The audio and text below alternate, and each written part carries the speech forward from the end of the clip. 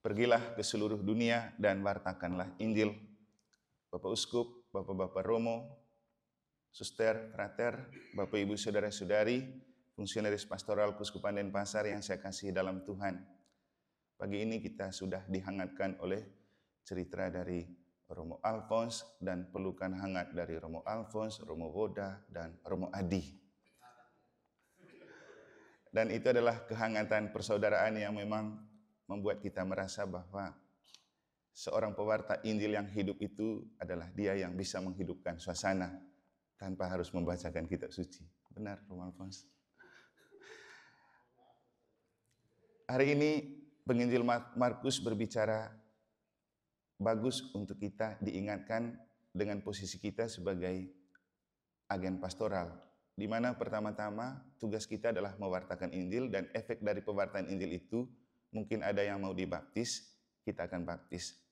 Tentu ini cara yang sangat kontekstual, mengingat disposisi dan keberadaan kita itu sebagai kaum minoritas di tengah mayoritas, apalagi dalam konteks pastoral kita di Bali dan NTB.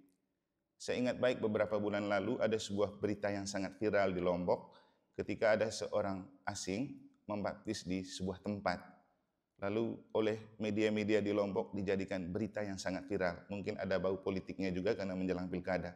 Tapi paling penting waktu itu diberitakan bahwa ada gempa bumi hebat di Lombok, di mana misionaris asing mengkristenkan Pulau Lombok dengan membaptis beberapa orang dengan iming-iming pembagian sembako.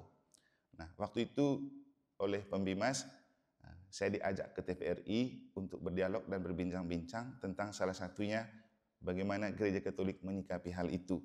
Nah, singkat cerita, pada waktu itu saya menyampaikan bahwa kalau Gereja Katolik itu jelas dia punya posisinya. Kalau membaptis orang bukan di rumah atau di tempat lain, tetapi selalu di gereja. Dan Gereja Katolik punya institusi yang jelas untuk membaptis. Nah, dengan membaca Injil hari ini, rasanya kita diingatkan bahwa memang untuk konteks kita sekarang beda dengan konteks zamannya Santo Fransiskus Xaverius, di mana kemana-mana membaptis dulu baru sambil memberitakan Injil. Karena kalau kita membaca dalam sejarah, itu bahkan ketika di India dan Sri Lanka, dia pernah melapor ke Roma, itu dia membaptis sampai 10.000 orang kalau tidak salah, satu bulan. 10.000 atau 100.000. Kemudian waktu di Ambon, dia membaptis sampai 1.000 orang satu bulan. Coba bayangkan, membaptis 1.000 orang dalam satu bulan. Rasanya konteks waktu itu berbeda karena memang banyak orang yang memang mendengar cerita dari mereka lalu ingin dibaptis. Kalau sekarang kan kita harus berhadapan dengan banyak agama, banyak ajaran, banyak aliran, dan untuk langsung membaptis itu tidak mudah. Tapi memang baik juga penginjil Markus mengingatkan kita bahwa kita fokus pada mewartakan Injil dulu, nanti efek dari pemberitaan itu mungkin ada yang mau dibaptis. Dan saya pikir kita juga menimba banyak baptisan baru di setiap tahun, di setiap paroki, walaupun kita berada dalam kondisi terjepit sebagai kaum minoritas. Inilah yang dimaksudkan dengan Allah yang memberi pertumbuhan. Kemudian juga setelah menyimak khotbah Bapak Uskup kemarin, rasanya juga baik untuk kita memaknai bahwa kunci dari bisa membaptis orang melalui pewartaan Injil lebih dahulu itu pertama kita memiliki iman yang tangguh. Ketangguhan iman pribadi, lalu kerendahan hati dan berbela rasa. Saya rasa misionaris asing yang dipersoalkan di Lombok mungkin juga pakai gaya yang agak arkais begitu. Kita tahu teman-teman kita Kristen kan yang penting orang mau baptis saja. Kalau Gereja Katolik kan butuh waktu lama bahkan 3 tahun untuk katekumen. Karena paling penting untuk kita adalah kita punya iman yang tangguh dulu, lalu punya kerendahan hati dan berani bersaksi. Dan saya rasa ini cocok dengan apa yang disampaikan oleh Romo Okto waktu kita sinode kelima. Ketika kita bicara tentang misi, yang paling penting adalah misi ad ex intra baru ad extra. Kita menginjili diri lebih dahulu, baru kita menginjili dunia. Saya sangat yakin ketika kita menjadi Injil yang hidup, akan banyak orang juga yang mau dibaptis. Dan inilah yang kita lakukan sekarang, terus memperbaharui dan memformat diri untuk kita menjadi fungsionaris pastoral yang bisa menginjili diri untuk bisa menginjili dunia. Akhirnya Bapak Uskup, para Romo, Suster, Frater, Bapak Ibu Saudara-saudari, saya memiliki cerita menarik tentang Santo Fransiskus Xaverius ini. Dulu waktu SD di kampung setiap kali doa pagi ada doa khusus minta kepada Santo Fransiskus. Kemudian saya baru memahami ternyata karena dia adalah pelindung untuk paroki saya waktu itu, Franciscus Xaverius Loce. Hari ini juga mereka merayakan ulang tahun ke-90.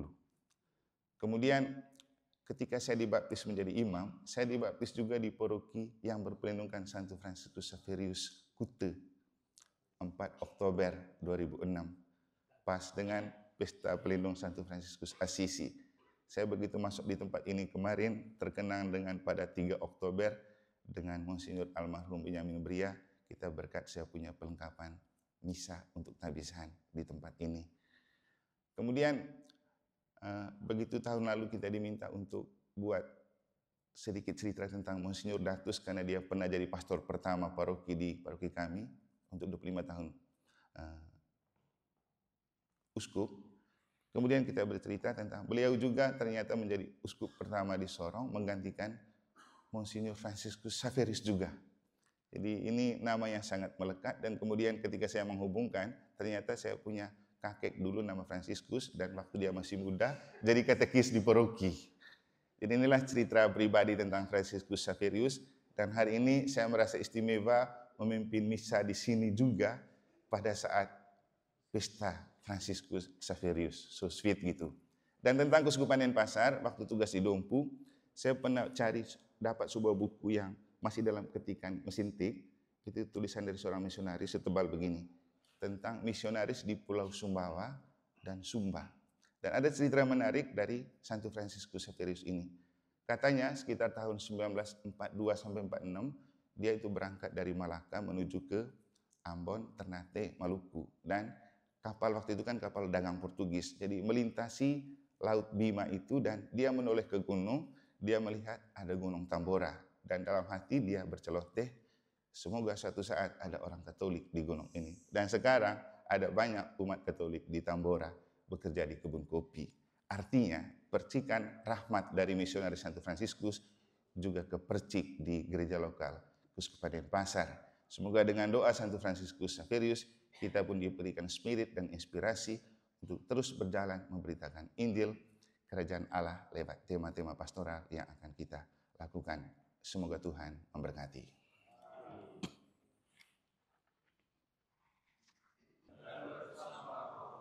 Bapak Uskup, para Romo, Suster, Frater, Bapak Ibu Saudara-saudari, fungsionaris pastoral yang saya kasih dalam Tuhan, hari ini kita merayakan peringatan Santo Franciscus Xaverius dan salah satu paroki di keuskupan kita hari ini merayakan pesta pelindung yaitu Franciscus Xaverius Kute.